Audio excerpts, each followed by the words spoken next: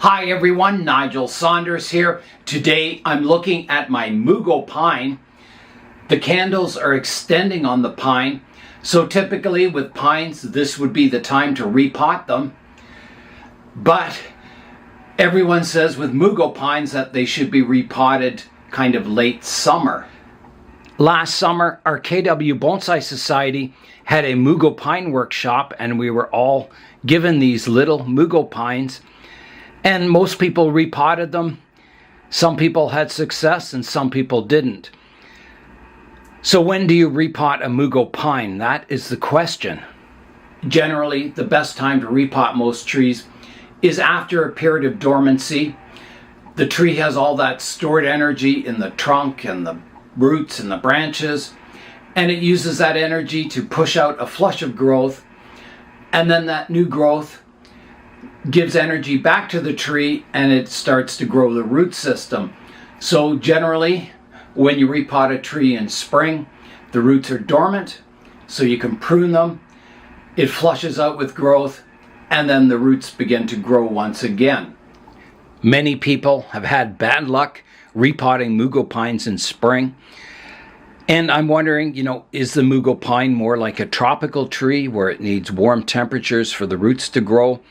And cool temperatures will keep the root system dormant and they still grow on top. I'm not sure. So today I'm going to take the tree out of the pot. We're going to examine the root system. The top of the tree is definitely active. Let's see if the roots are active also. If the root system is active on this Mugo Pine, then you don't want to prune off all those new roots it's generated. The tree has to start over generating more roots. It'll weaken the tree and possibly the tree could die. So examining the root system is really the only way to tell if your root system is active or not. I'll loosen the tree up in the pot and try and get it out. It's kind of hard to grab this tree. There's no trunk on it that I see. It's a very small young tree. Okay, here it comes. Okay. So let's look at the roots now. Here is a look at the root system. So the white tips on the roots show they're active. So you can see there's a few active ones at the bottom of the pot. Most of the roots throughout the root system are not active yet. There's no white tips, no white growing tips. There's a few, but not, I would say maybe 10 to 20% of the roots are active at the moment. You can see some of the ones that were warmer have grown near the edge of the pot here, but most, I'm sure, on the interior haven't gotten active yet. So I would say this is a good time to repot the tree, despite what many people say, that you shouldn't repot them in spring. So let's rake out the root system. I'm going to go ahead with the repotting and we'll see how the tree does. I think there's many myths in bonsai. One is you never bare root a pine tree or a coniferous tree. And I've done that for the last 30 years and had really good success doing that. I don't think it's just that I'm lucky. I think it's a valid technique, bare rooting them. If you don't bare root the trees, well, you never really see the root system. You're just kind of stuck with whatever root system is in the tree and you're just kind of trimming the edges. I think of it like profile pruning a tree and never looking at the basic structure of the tree, just pruning it to a shape, and that's typically how people repot pines. I don't think that's a good method, but that's the norm in the bonsai world. So let's bare root this Mugo Pine, sort out the roots and repot it, and we'll see how it does. Okay, here I go. I'll start at the top here.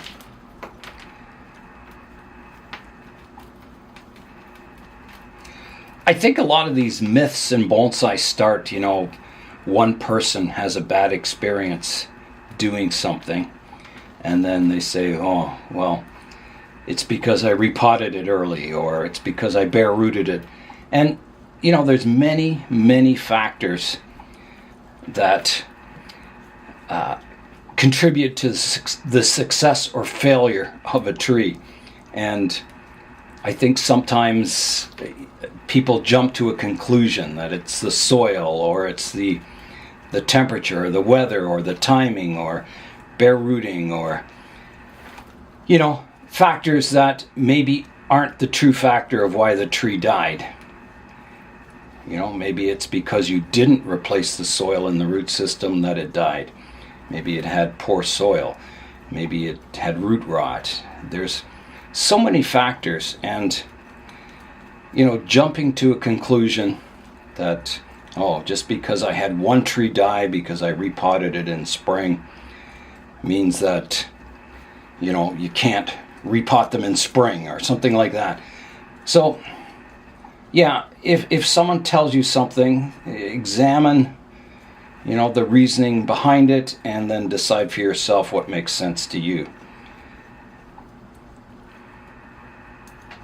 I mean, not repotting Mugo Pines in spring is counterintuitive to every other tree species in the world, pretty well. So, I don't know, are they special trees that you can't repot them in spring? Or is it just a myth? That is the question. So you can see in here there's a tight root ball that takes the shape of a small pot that the tree was started in, and then it was just up potted into a larger pot, and the roots have escaped from the original size into the new soil. So I need to go in and get out all that soil from that original potting when it was in a small pot and sort those roots out.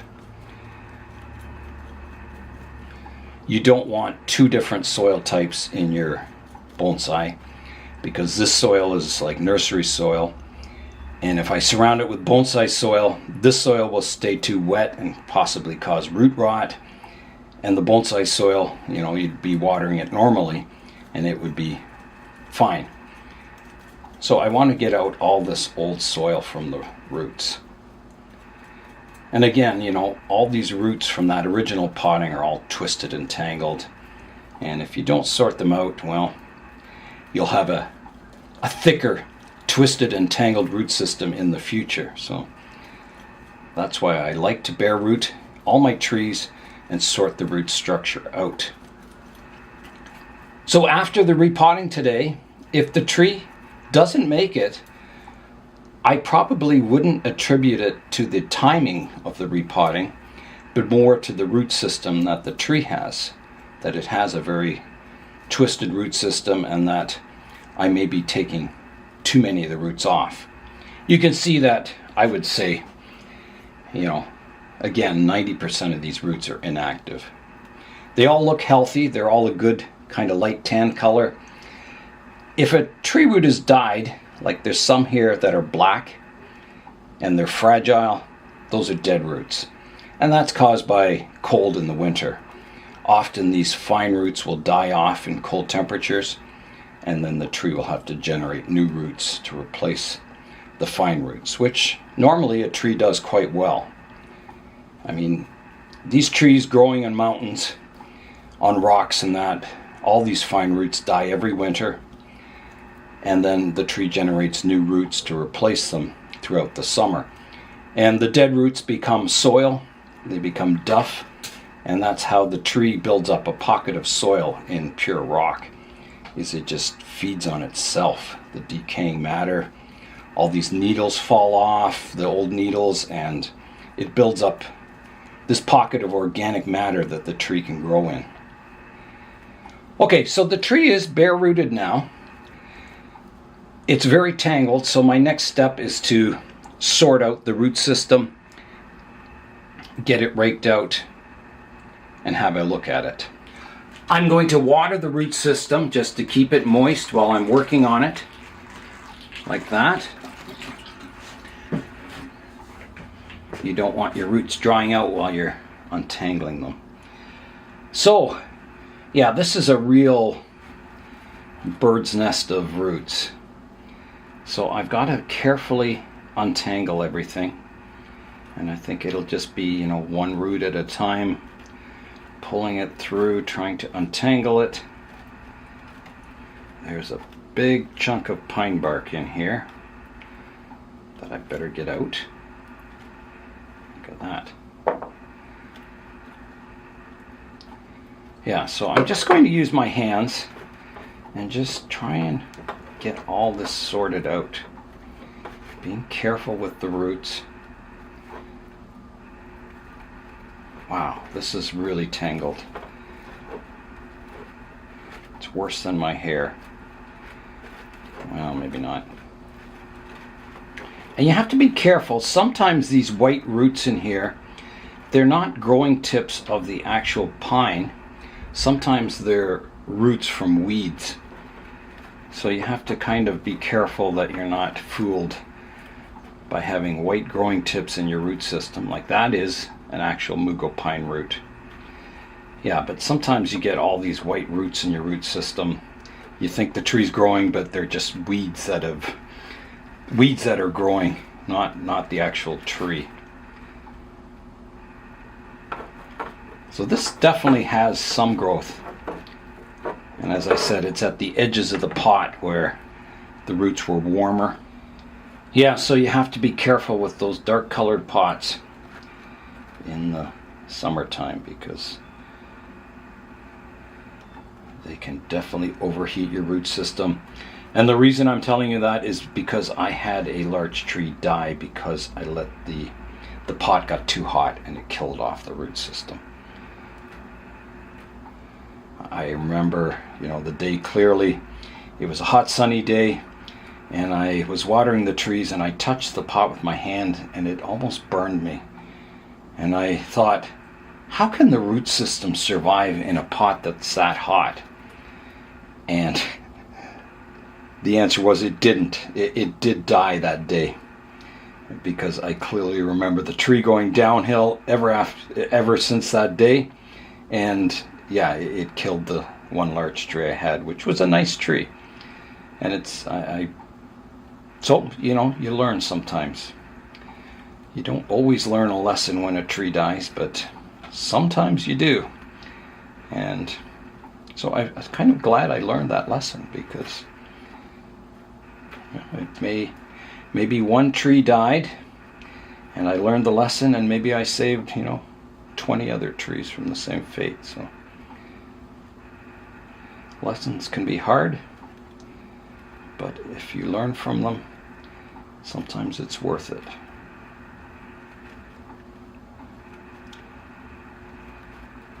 So the roots, I notice on this Mugo pine, the skin on the roots, I don't know what to call it, bark or skin, is quite fragile. I can see, as I'm untangling these, it sort of takes a small layer off some of the roots. So that's the reason I'm being very careful doing this with my hands, because I think if I use the root rake, it might damage the roots. And I found the same on amber maples have very fragile roots. Whereas, some trees like thujas, they're so tough, they're like wire. You can do pretty well anything to them and it doesn't damage the skin on the roots. Wow, some of these roots are just unbelievable. But I am getting there. I'm slowly working away at it. You can see my progress, I hope. Okay, I think I have all the surface roots untangled. Yeah. So let me clean up and I'll lay the roots out in this tray and then we'll come in for the root pruning. I've got the roots spread out and you can see they pretty well take up the whole width of the tray. So here I go on the root pruning. I'm looking underneath first. And there's one here that goes a strange direction, 90 degrees to the flow of the radial root base. So I'll remove that.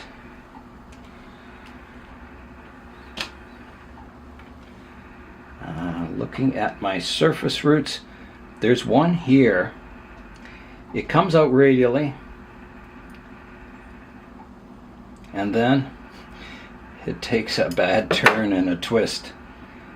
Right here, hold on, I gotta sort out this part of it. Oh my goodness, these roots are so tangled. Okay, so right here you can see, well, there's a whole bunch of roots that are just all, they hit the edge of the small pot that it was originally grown in, and then they've curled around back into the root base. So I'm going to take off this one, which goes 90 degrees to the radial flow of the roots and then curls back under the root base. So I got to find the origin of that root, which is actually way back in here. Wow. Okay, it's coming off. This is a big cut. It's going to take a lot of the root system off. And I'm wondering, is it going to take too much off?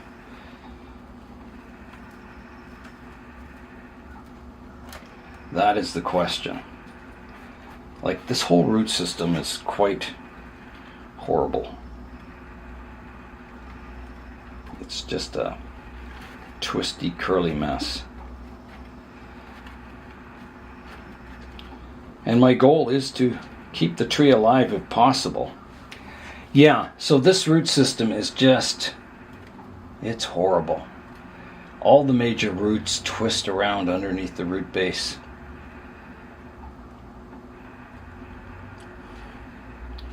So all I can do is take off the major offenders. So here's one growing back into the root base. I don't think I can, I don't think I'll end up with a nice radial root base after today. This one can come off. Yeah, it may be something that I have to develop over time, which is fine, but I'll do as much root work as I think I can safely do. And that will be it. This root's nice. It's nice and radial. And of course, it's all tangled under here. Okay, so what do I take off?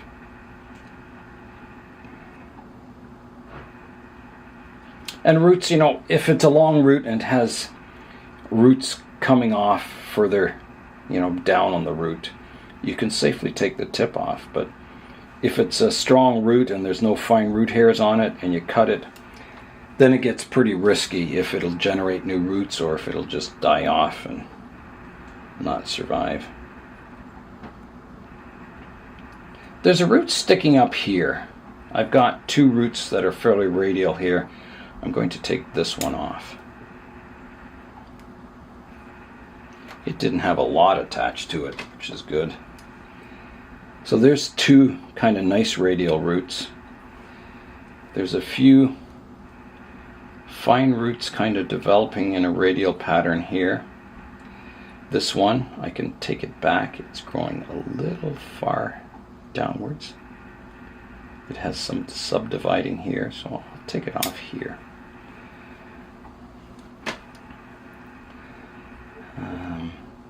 This one's growing too far down. It has some subdividing, a few root hairs coming off here, so I think I can safely take it off here. And this one may have quite a bit of roots attached to it. I've had some.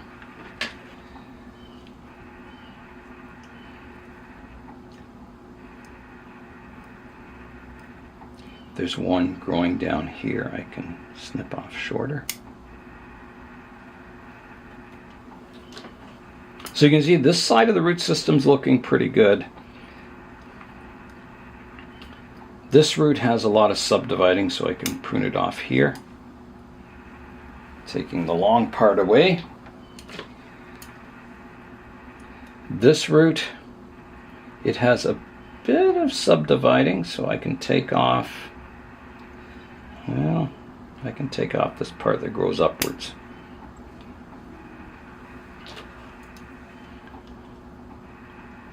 One crossing there and one growing upwards here. Take that off. There's a root growing down here. I have some subdivisions here, so I can take the long part off like that. There's one growing right across the root base here. I'm going to take that entire root off. I'm just trying to see where it starts from.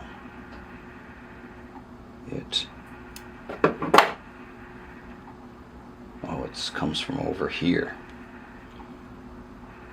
Okay. I will prune it back short. I won't take it off. Oh, where? To here.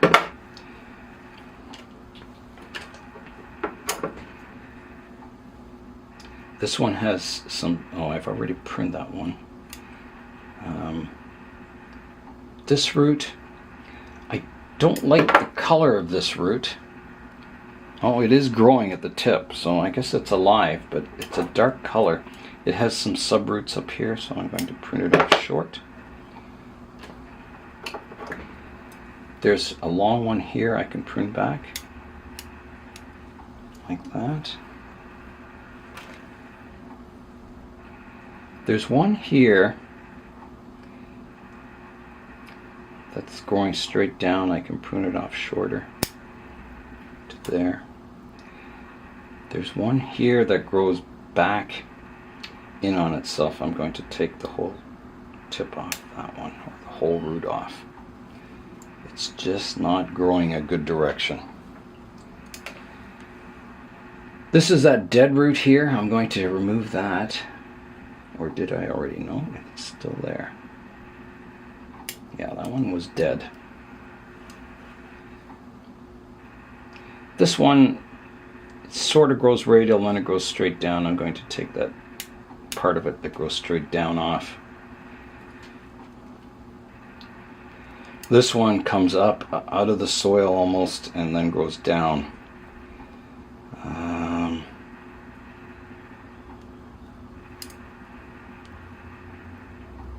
I've got to keep it, but I can shorten it to here and to here.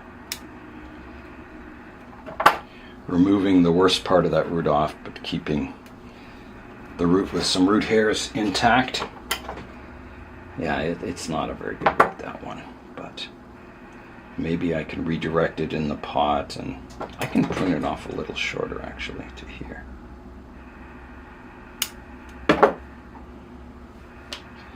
Then I've got a lot of fine roots that are just too long, and I can just prune those off short. There's lots of, they'll regenerate quite easily. And I think I'm getting down. I don't think I'd want to do any more than that, even though, you know, eventually I can prune off this downward part if I get better roots growing up top here. So I think, you know, for this repotting, I think I've done as much as I can safely do on the tree. Now looking at the tree, I've got a really weak bud here that's growing under this branch. I'm going to take that off. It's actually dead.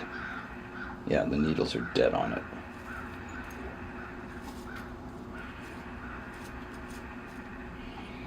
And then, you know, the cutting or whatever it was started from comes up, and then there's this huge whirl of branches here.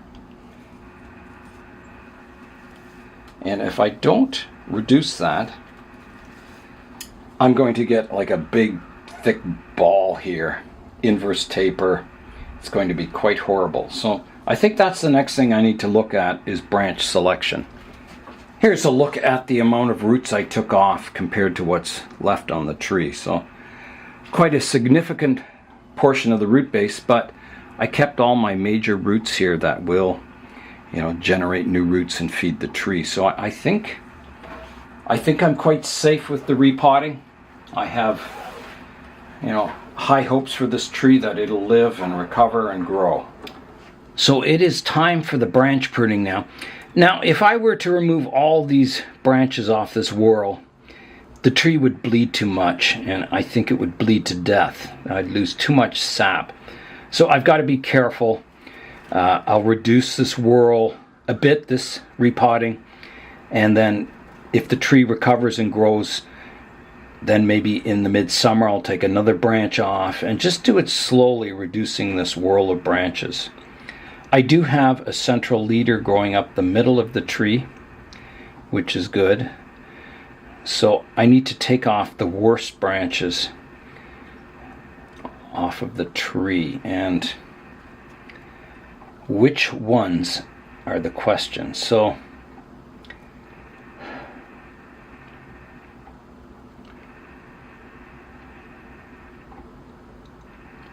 the strongest branches will have the most sap flow, so it would make sense to take off the weakest branches, but they're all kind of equal in vigor pretty well. Yeah, so I can't use that logic. Just taking out some dead needles that are in the middle of the tree here. Yeah, so which branches? Well, that's a tough question. A very tough question. You can see this side of the tree is getting a lot of bulging because I've got two branches growing right side by side there. So I'm going to take one of those branches off, and I think it will be, this one has some sub-branching closer to the trunk line, which is good. This one, the sub-branching is way out, so I'm going to take this one off. That is my logic. Now, I could leave a bit of a stump for dieback. I think I'd better. So I'll take it off where the needles start, right out here. Like that, keeping a stump. That might help the trunk so it doesn't bleed so much, and it'll sort of heal itself, I hope. So that's one branch off, and the next one, I've got a nice little skinny branch here that I would keep in the final design. So I'm thinking of maybe taking this one off. It's a big, thick branch. And again, I'll prune it off where the needles start. So right here, leaving a stump to die off. And can I take one more off? That is the question. This one has some nice subdivisions here. I could, this one's weak, but you know, it would get sun now. So I'm going to take off this middle one, I think. Or do I take off this one?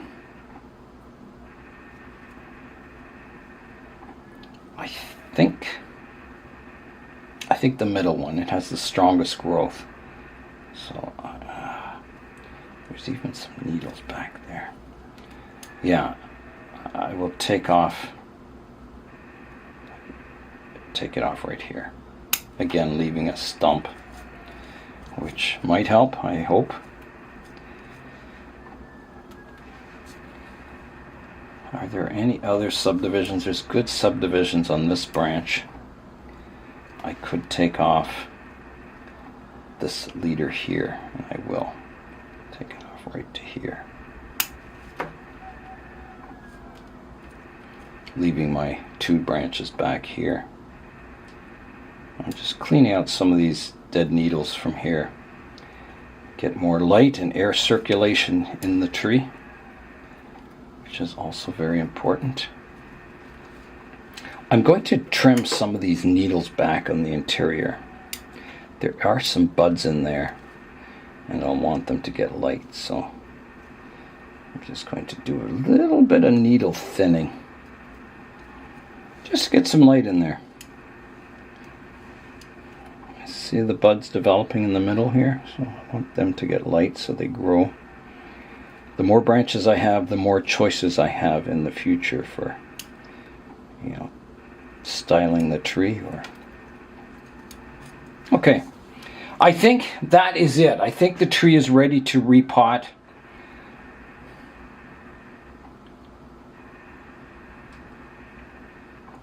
Yeah.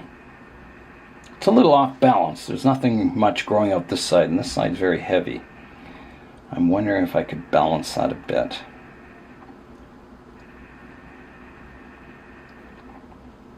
It would require a bit of hard pruning on this branch, which is super vigorous. Maybe what I'll do is just pinch the buds on it, or pinch the candles. So I'll just pinch the tips off them, kind of reducing the vigor on that branch a bit.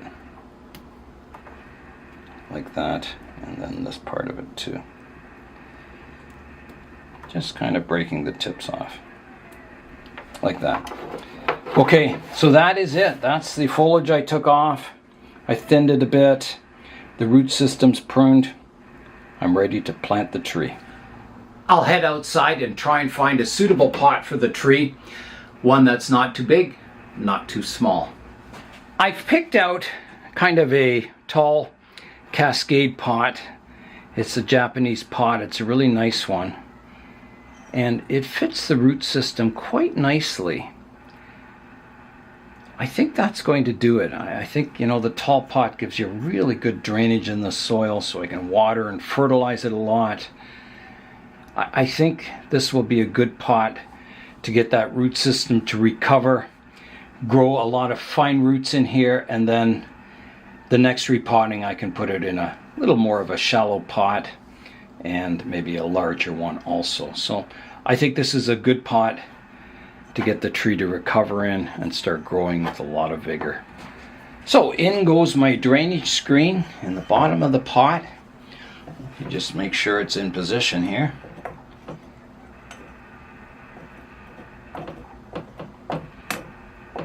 Like that.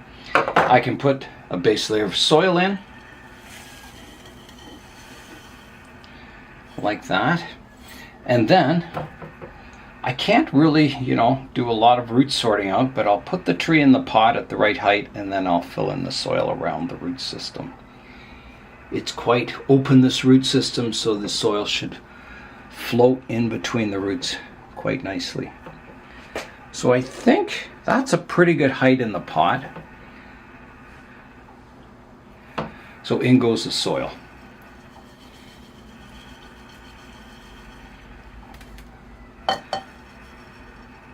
So there's no pine bark or anything in this soil, it's just perlite and safety zorb. So I'll work it into the root system.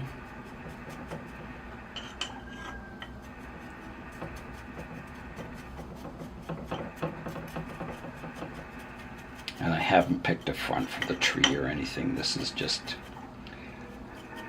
early training. And I like to do all this kind of root work on the tree when you first get it. That way, if the tree does die, you haven't spent a lot of time on, you know, styling the top of the tree, or, you know, you haven't got a lot of work into it, and this initial sorting out of the roots is important if the tree's ever to become a good quality bonsai that doesn't just have a ball of roots underneath it. So the tree is standing up by itself in the pot.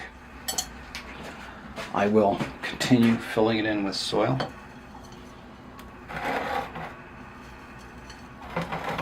Topping up the pot.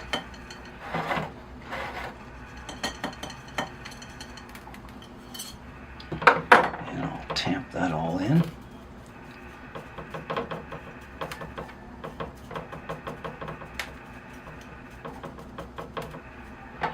And make sure there's no air pockets.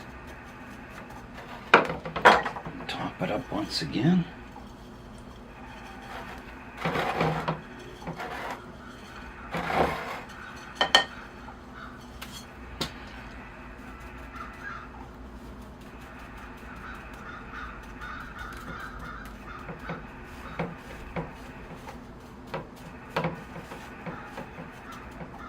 And that is good. The tree is ready to be watered.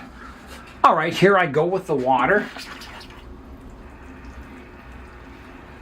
This tall pot will get good drainage.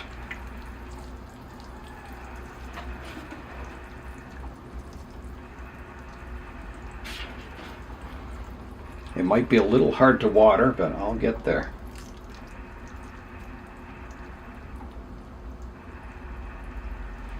Okay, that is good.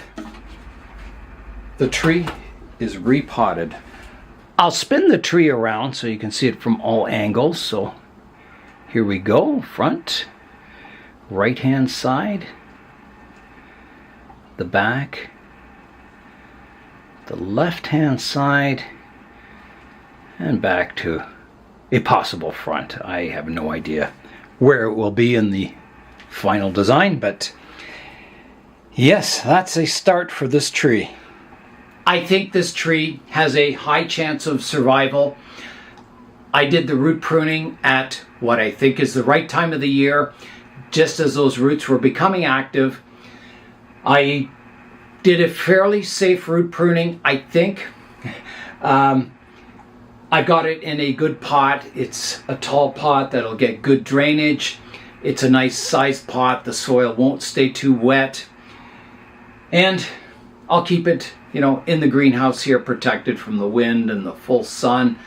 And I think it'll have a high chance of survival. So time will tell. So is it a myth, to repot your Mugo pines in summer versus spring? Well, maybe we'll find out later in summer.